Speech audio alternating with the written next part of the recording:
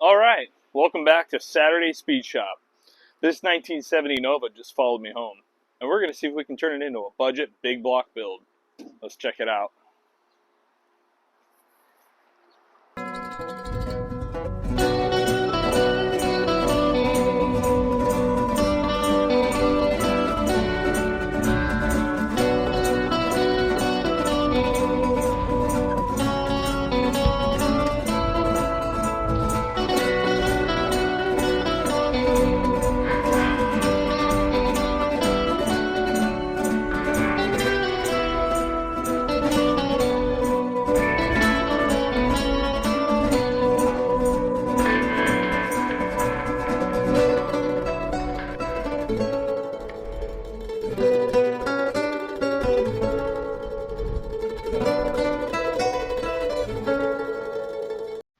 What is up, everybody? This is my latest and greatest find, 1970 Nova. Really excited about this car. Just picked it up last weekend. Drove a couple hours north. It was a great trip. Picked it up, hung out in a little town for a couple hours, checked out some antique shops, and brought this old girl home. She's real good, really nice. The gentleman I bought it from was a really cool guy. We struck a deal over the phone, told him I was going to come up. He didn't really think I was that serious because he didn't want to give me his address. And so I waited till the Friday night before, and I said, hey, I've got cash. I got a trailer. Where can I meet you? Then we connected. So showed up, great guy. He really, really wanted to build this car, but unfortunately with other financial circumstances, he had to sell this. And he saw my 55, and he was like, oh, this is the guy that's serious. This is the guy that wants to build it. And I thought that was really cool that he said that. That really actually excited me. And I was like, wow, that's really cool. Like, somebody actually saw some of the other work I did and was really excited about it. And hey, I'm just a guy building cars at home. So for me, that's huge. That's a big deal. So let's get you in here and check it out, and I'll show you what's going on. All right, let's get a nice close look at her. Interior is kind of it's falling apart. That's all right. That's all right. Less carpet to catch fire later. No big deal. Get her open here. She's got custom, baby. Custom velour. Real nice. But hey, it's complete. We're not looking at door panels. We're not looking at bare door panels. But you can get all this stuff aftermarket. All this stuff is available. This is actually in pretty good shape right here. But you can buy these little pads, I think. So here's the seat. She's a bench seat car. This is originally an inline model, inline 6. Odometer says 93,000 miles. Nope. 293,100 at least. This guy's kind of just hanging out there. Gonna bolt that in later. Dash pad's not too bad, actually. Not terrible. I think you could probably fill those cracks with like some filler and then maybe recoat this with a new piece of vinyl and glue it on. I don't know. All this stuff's pretty available aftermarket. Dash is good. Nothing's all rotted and rusted out. A little bit of rust here, but nothing too bad. We're gonna pull this windshield anyway because it's cracked, so we'll clean that up. But here she is. Headliner's falling out. That's custom. Back seat matches the door panels. That's what I want to know. What's the story here? Because you got this bench is different from those. Those all match. But this is not bolted in. I don't know. We'll put a seat cover on it. Mexican blanket. Sharpen it up real quick. He actually did when I came down. I came back down 1 week later and picked up the engine from him because this came with a 454 and a turbo 400, pretty much like a used RV junkyard motor kind of thing. So we're gonna see what we can do with that. But he also gave me a carpet kit. He gave me all kinds. He gave me extra bumpers, extra wheels. These are pretty cool. I can't believe it's actually got the original wheels that are painted the same color as the car was originally. It's like that turquoise green. You can kind of see it right there. Overall, though, I mean, she's pretty clean. I mean, it's a little bit rusty in some areas, but I mean, compared to most stuff that's, you know, from the 70s or whatever, usually rusted out. This whole girl's pretty clean. I don't have the key right now, but the trunk is super duper clean. There's no rust on there. A little bit of rust right here. But this is it, you guys. This is going to be, you know, I want to do like a full, I don't know, patina, big block, street rod machine. Don't know what we're going to do with the paint yet. Probably just going to leave it the way it is for right now. You know, she's seen better days. But overall, I really like this car. So let's get you in here, show you the under the hood.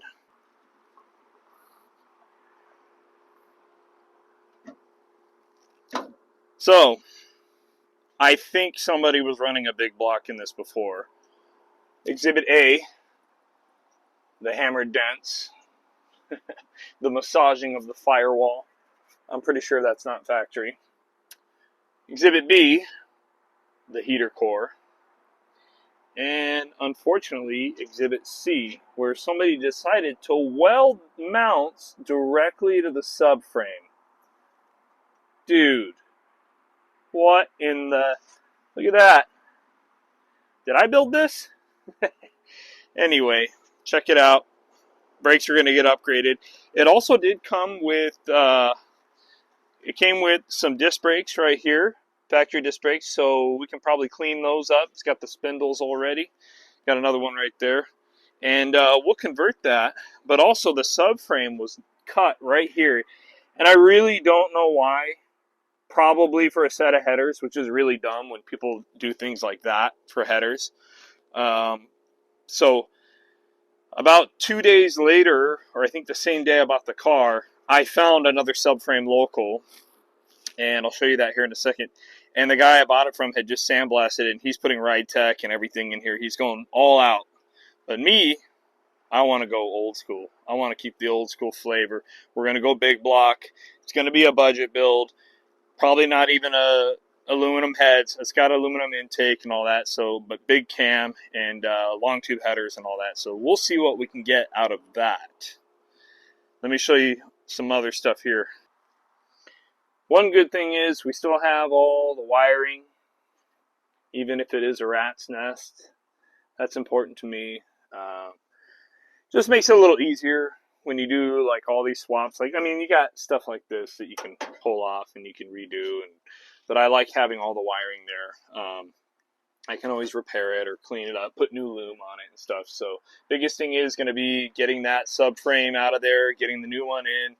Getting this cleaned up, we'll just fog it black, same with the inner fenders, and we'll get it ready so that we can get ripping and roaring as soon as that big block goes in. This is the other wheels that came with it. They're like the old school, I forget what you call these. They're like the 80s with the radials. You know, they're cool. They don't fit. I tried to fit these on the rear. They're 275s, which will fit on a Nova, but not with this back spacing. And I think what he wanted was the idea of where the rear end's jacked up and the wheels stick out a little bit. Personally, not my taste. I like it when big wheels can tuck.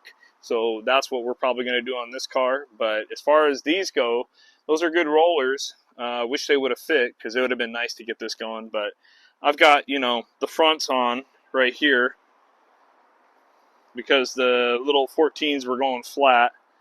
And let me show you the motor and show you what we got going on there. All right. So here's the subframe I picked up.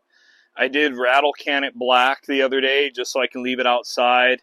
It's taking up too much room in the garage. But, you know, the other guy who owned the Nova, not the guy I bought it from, but before him, he was building a car with a Sawzall, and he decided to cut everything up and weld crap to it. And I'm sure, you know, these old Novas, I'm sure that stuff is so common. I'm sure there's, you know, those things were raced. They were just driven hard. I think everybody and their mom's got a story about how they abused a Nova in the 70s and the 80s. So we're going to clean that up. Eventually, my runs and everything, and we'll get this cleaned up real nice. We'll get the suspension built on it with the disc brakes and everything. And then on another video, we'll take that old one out. We'll roll this one in. All new body mounts, we'll bolt it in. Then we can get jamming on the big block and we'll get it in there because this is going to be one fun, rowdy street car.